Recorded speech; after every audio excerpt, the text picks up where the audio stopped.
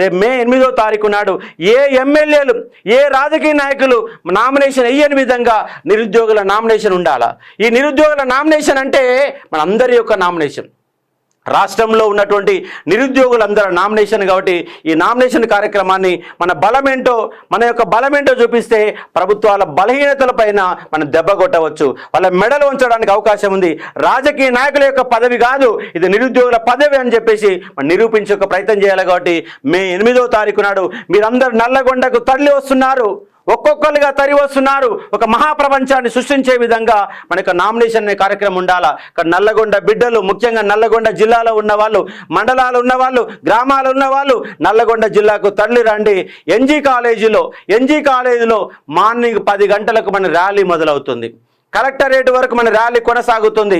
కాబట్టి మీ అందరికీ కూడా పుస్తక ప్రపంచంలో జరుగుతున్న అన్యాయాలని, అక్రమాలని అన్నిటిలో కూడా మీకు